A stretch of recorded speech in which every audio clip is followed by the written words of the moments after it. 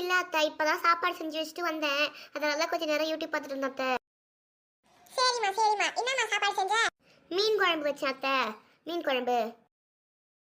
சமமா மீன் குழம்பா? போய் எடுத்துட்டு வா. சரிங்க அத்தை, போய் எடுத்துட்டு வரேன் மீன் குழம்பு.